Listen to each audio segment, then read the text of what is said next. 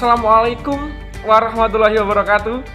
Perkenalkan, kami dari kelompok 9 dari mata kuliah seminar akuntansi yang akan mereview jurnal internasional yang berjudul The Effect of Corporate Governance Disclosure on Banking Performance, Empirical Evidence from Iran, Saudi Arabia, and Malaysia. Sebelumnya saya akan memperkenalkan dulu anggota dari kelompok kami, ya. Yang pertama, ya, ada Mas Yunanda Adi Septian. Kemudian ada saya sendiri, Reki Frianto. Kemudian ada Mbak Ervina Ayulandari. Yang terakhir ada Mbak Amanda. Jadi teman saya. Langsung saja kita ke materi yang pertama, yang kebetulan akan disampaikan oleh saya sendiri, Reki Ferianto. Langsung saja ya bosku ya. Kita masuk ke bagian abstrak, bagian yang pertama ya. Itu di bagian abstrak ini itu ada 3 bagian juga. Nah, ada bagian tujuan, yang pertama tujuan, kemudian metodologi, dan yang terakhir ada hasil. Nah, langsung kita ke bagian tujuan ya. Jadi tujuan penelitian ini itu untuk menguji pengaruh pengungkapan tata kelola perusahaan terhadap kinerja bank dengan membangun indeks pengungkapan tata kelola perusahaan pada 10 bank syariah yang beroperasi di 3 negara, Iran, Saudi Arabia, dan Malaysia. Nah, kemudian metodologi. Data yang digunakan dalam penelitian ini adalah data sekunder yang telah diambil dari laporan tahunan dan bersumber dari situs resmi masing-masing bank. Nah, antara lain dari Iran Exchange, kemudian ada Stock Market Watch dan Financial News, dan Bursa Malaysia. Nah, penelitian ini itu menggunakan analisis isi laporan bank tahunan dalam 5 tahun terakhir, 2014, 15, 16, 17, 18. Nah, kemudian hasil penelitian ini menunjukkan bahwa bank syariah itu memenuhi 72,4% dari atribut yang dibahas dalam CGDI ini. Nah, unsur yang paling sering dilaporkan dan diungkapkan ini adalah struktur dewan direksi dan komite audit. Gitu, Hasil regresi memberikan bukti bahwa bank syariah dengan tingkat pengungkapan tata kelola perusahaan yang lebih tinggi itu melaporkan kinerja operasi yang tinggi yang diukur dengan inter ROA.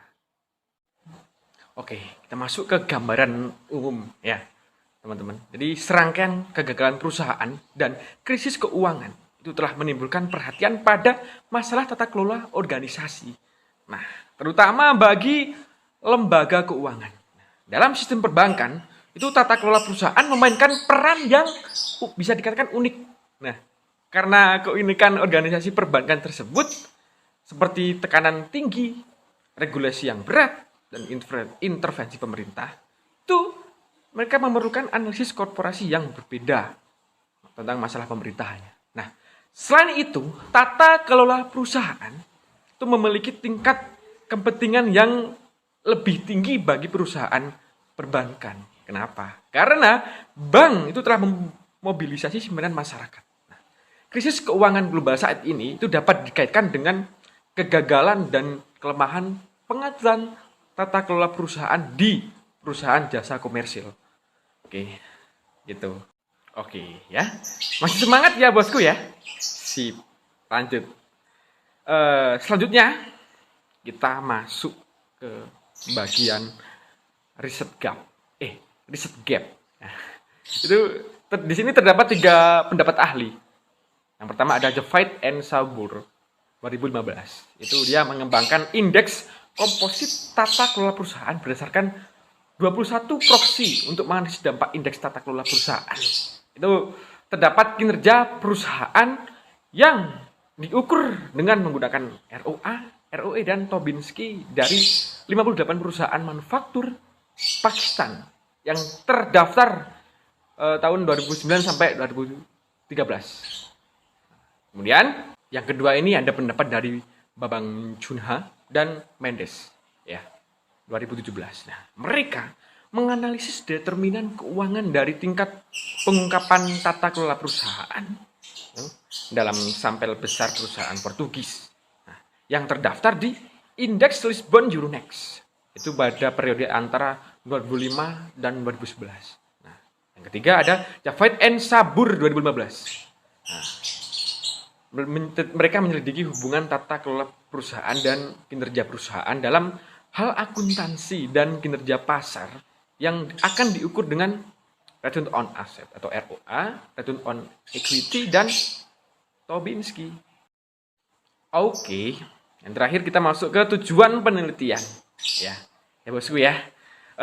Telah saya sampaikan tadi di awal bahwa tujuan penelitian ini adalah untuk menguji pengaruh pengungkapan tata kelola perusahaan terhadap kinerja bank dengan membangun indeks pengungkapan tata kelola perusahaan atau GCK pada 10 bank syariah yang beroperasi di 3 negara, Iran, Saudi Arabia, dan Malaysia.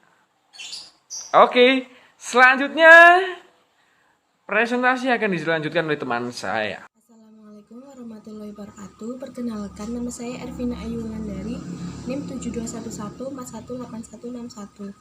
Pada kesempatan mereview jurnal kali ini, saya akan membahas di bagian literatur review dan hipotesis penelitian. Nah, yang pertama literatur review. Pada literatur review kali ini ada yang pertama teori agensi atau teori keagenan.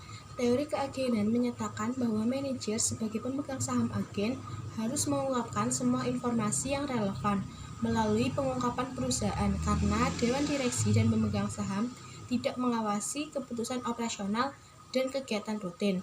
Penelitian ini juga telah menunjukkan informasi perusahaan bahwa pengungkapan memainkan peran penting yang dapat meminimalkan asimetri informasi dan mengurangi masalah keagenan.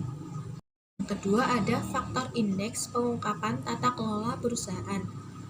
Yang pertama ada hubungan antar direksi dan kinerja perbankan. Dewan direksi dianggap sebagai alat yang penting untuk melindungi pemegang saham dan membantu mengontrol manajer saat mereka mencoba untuk memaksimalkan kepentingan mereka sendiri dengan mengorbankan profitabilitas atau keuntungan perusahaan. Teori agensi juga menunjukkan hal itu sebagai sejumlah mekanisme untuk mengurangi agensi masalah di perusahaan, termasuk memilih yang sesuai komposisi dewan dalam hal ukuran, jenis kelamin, pengalaman, dan kompetensi, komite audit yang efektif, dan pengambilan gambaran ancaman. Yang kedua ada hubungan antara manajemen resiko dan kinerja perbankan. Untuk manajemen resiko yang efektif di tingkat bank, maka dewan direksi harus menetapkan manajemen risiko divisi yang independen dari unit bank lain. Keberadaan komite manajemen risiko diharapkan meningkatkan manajemen risiko dan meningkatkan nilai bank. Yang ketiga ada hubungan komite audit dengan kinerja perbankan. Komite audit adalah salah satu hal yang terpenting dalam mekanisme tata kelola yang bertanggung jawab untuk memastikan bahwa bank menghasilkan informasi yang relevan, memadai, dan kredibel yang dirilis tepat waktu kepada pemegang saham, kreditor, investor, dan pemangku kepentingan lainnya. Komite audit bertanggung jawab untuk meningkatkan dan menjaga independensi auditor itu sendiri.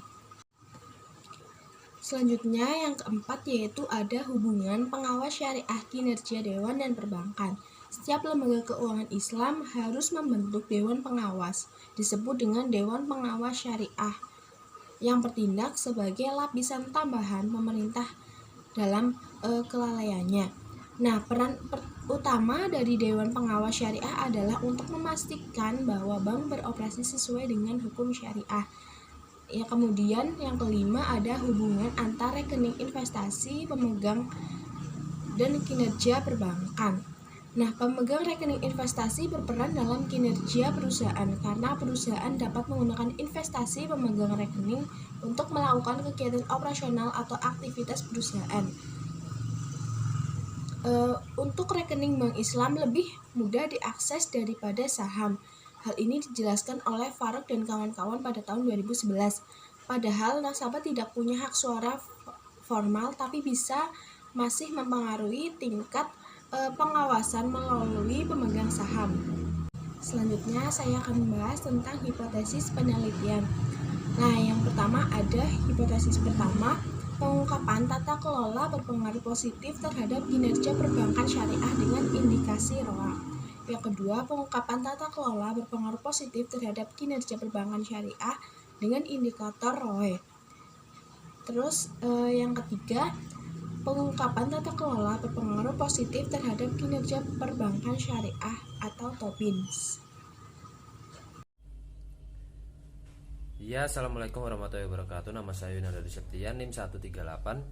Saya akan melanjutkan penjelasan mengenai metodologi penelitian. Yang pertama adalah pemilihan sampel. Pengambilan sampel dalam penelitian kali ini dilakukan secara purposive sampling dengan pertimbangan sebagai berikut. Pertimbangan data laporan tahunan, yaitu sampel penelitian akan diambil dari data laporan keuangan perusahaan yang dipublikasikan di web masing-masing bank syariah. Sampel dalam penelitian ini adalah Bank Umum Syariah, dan perusahaan menerbitkan laporan keuangannya secara berturut-turut dari tahun 2014 sampai tahun 2018. Dan pertimbangan data lainnya yaitu harga saham tahunan suatu bank yang diperoleh dari pasar modal, dan data makroekonomi dan struktur industri perbankan diperoleh dari laporan tahunan dari bank sentral masing-masing negara dan statistik keuangan internasional atau IFS. Yang kedua adalah alat analisis. Analisis data yang digunakan dalam penelitian kali ini adalah menggunakan analisis regresi linier sederhana 3 langkah atau 3 SLS dengan uji asumsi klasik terlebih dahulu. Untuk memperkirakan dampak corporate governance terhadap kinerja bank syariah, teknik analisis data yang digunakan adalah OLS 3 langkah sederhana atau regresi. Yang ketiga adalah variabel penelitian.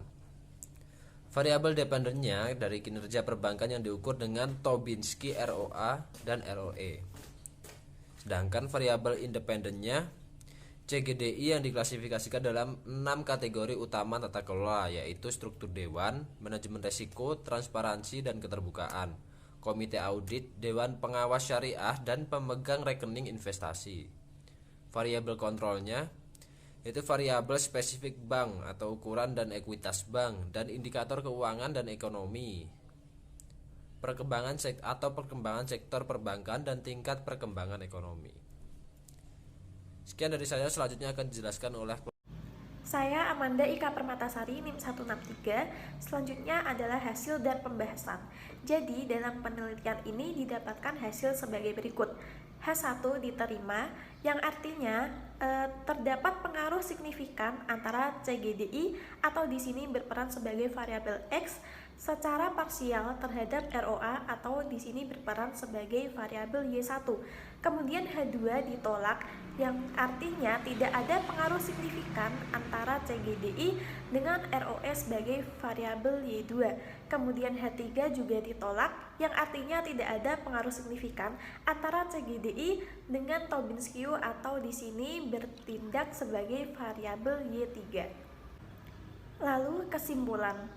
Kesimpulan keseluruhan dari penelitian ini adalah bank syariah memenuhi 72,4% dari atribut yang dibahas dalam CGDI. Unsur yang paling sering dilaporkan dan diungkapkan adalah struktur dewan direksi dan komite audit.